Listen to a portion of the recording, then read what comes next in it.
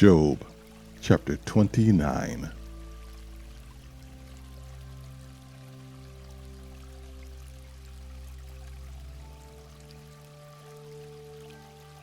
Job's summary defense.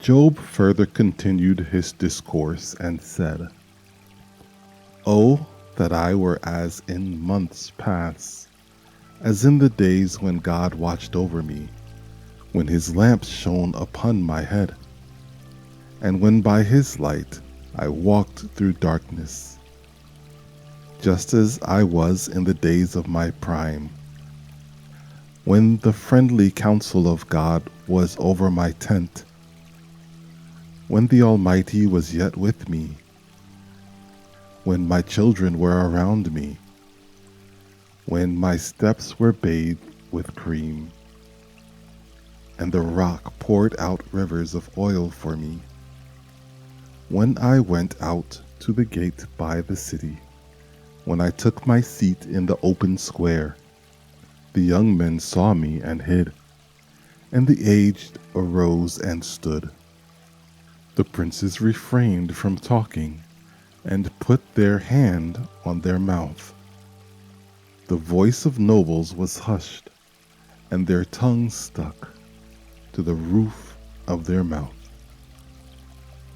When the ear heard, then it blessed me, and when they saw, then it approved me, because I delivered the poor who cried out, the fatherless and the one who had no helper. The blessing of a perishing man came upon me, and I caused the widow's heart to sing for joy. I put on righteousness, and it clothed me. My justice was like a robe and a turban. I was eyes to the blind, and I was feet to the lame. I was a father to the poor, and I searched out the case that I did not know.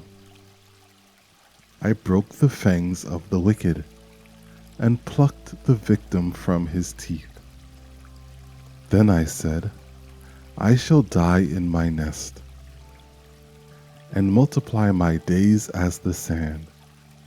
My root is spread out to the waters, and the dew lies all night on my branch.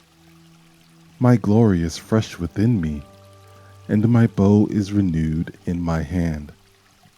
Men listened to me and waited, and kept silence for my counsel.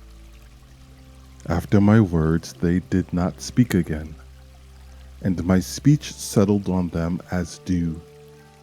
They waited for me as for the rain, and they opened their mouth wide as for the spring rain. If I mocked at them, they did not believe it, and the light of my countenance they did not cast down. I chose the way for them, and sat as chief. So I dwelt as a king in the army, as one who comforts mourners.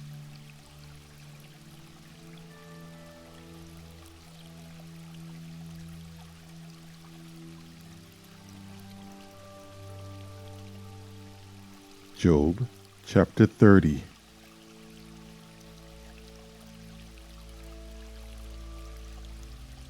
Job's wealth, now poverty.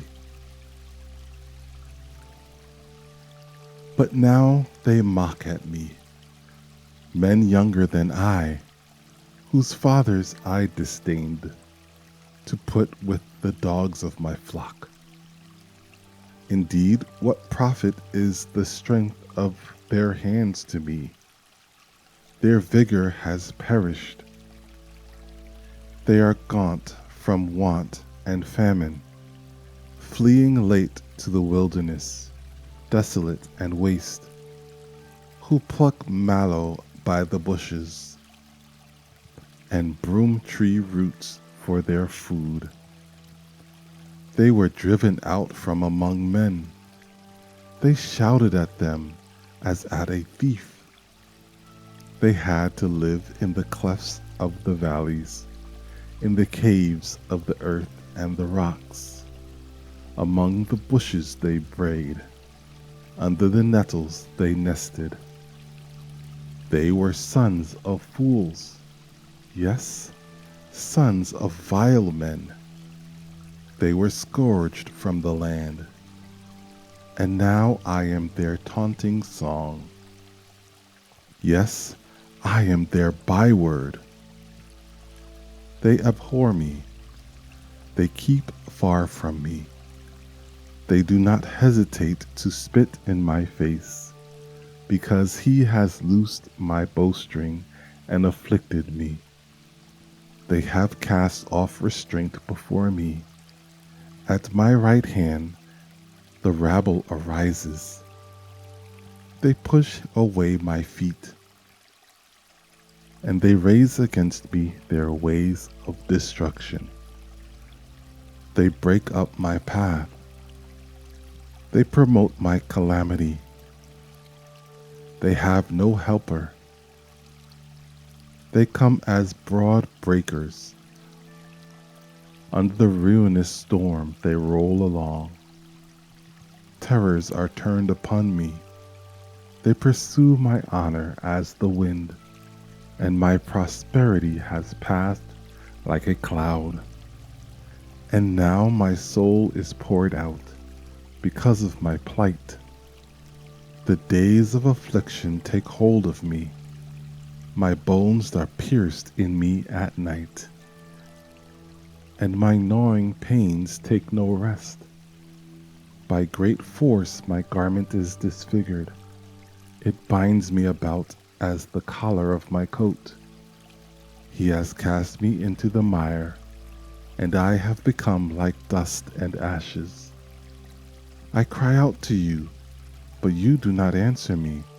I stand up, and you regard me, but you have become cruel to me. With the strength of your hand, you oppose me. You lift me up to the wind and cause me to ride on it. You spoil my success.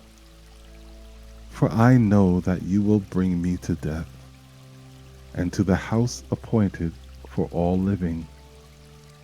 Surely he would not stretch out his hand against a heap of ruins, if they cry out when he destroys it. Have I not wept for him who was in trouble? Has not my soul grieved for the poor? But when I looked for good, evil came to me. And when I waited for light, then came darkness. My heart is in turmoil and cannot rest. Days of affliction confront me. I go about mourning, but not in the sun. I stand up in the assembly and cry out for help. I am a brother of jackals and a companion of ostriches. My skin grows black and falls from me. My bones burn with fever. My harp is turned to mourning, and my flute to the voice of those who weep.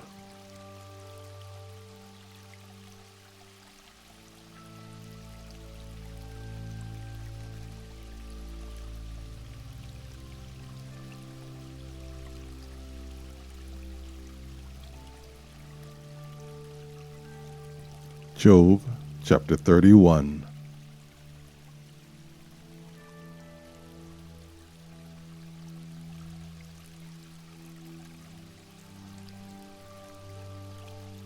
Job defends his righteousness. I have made a covenant with my eyes. Why then should I look upon a young woman? For what is the allotment of God from above, and the inheritance of the Almighty from on high? Is it not destruction for the wicked, and disaster for the workers of iniquity? Does he not see my ways, and count all my steps? If I have walked with falsehood, or if my foot has hastened to deceit, let me be weighed on honest scales, that God may know my integrity. If my step has turned from the way, or my heart walked after my eyes, or if any spot adheres to my hands, then let me sow and another eat. Yes, let my harvest be rooted out. If my heart has been enticed by a woman, or if I have lurked at my neighbor's door, then let my wife grind for another, and let others bow down over her. For that would be wickedness.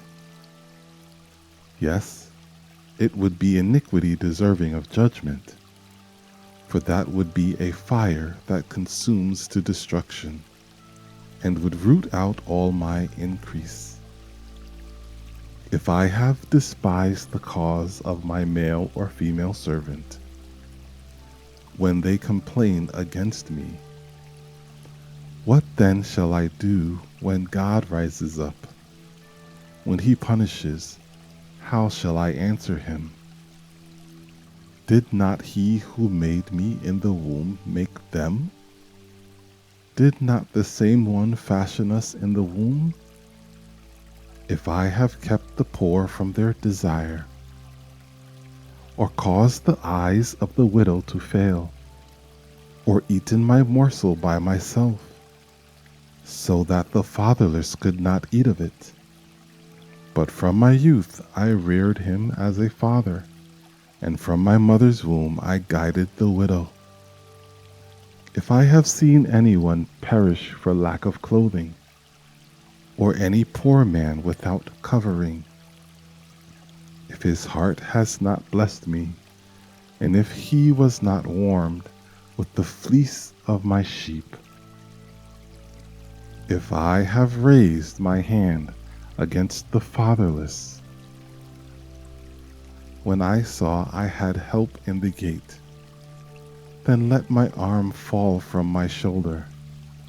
Let my arm be torn from the socket.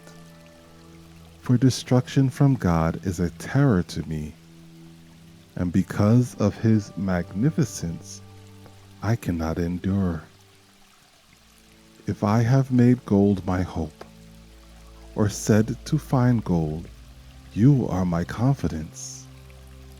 If I have rejoiced because my wealth was great, and because my hand had gained much, if I had observed the sun when it shines, or the moon moving in brightness, so that my heart has been secretly enticed, and my mouth has kissed my hand, this also would be an iniquity deserving of judgment. For I would have denied God who is above, if I have rejoiced at the destruction of him who hated me, or lifted myself up when evil found him. Indeed, I have not allowed my mouth to sin by asking for a curse on his soul. If the men of my tent have not said, who is there that has not been satisfied with his meat? But no sojourner had to lodge in the street, for I have opened my doors to the traveler. If I have covered my transgressions as Adam, by hiding my iniquity in my bosom, because I feared the great multitude, and dreaded the contempt of families, so that I kept silence and did not go out of the door. Oh, that I had one to hear me. Here is my mark. Oh, that the Almighty would answer me, that my prosecutor had written a book. Surely I would carry it on my shoulder, and bind it on me like a crown. I would declare to him the number of my steps. Like a prince, I would approach him. If my land cries out against me, and its furrows weep together, if I have eaten its fruits without money, or caused its owners to lose their lives, then let thistles grow instead of wheat, and weeds instead of barley.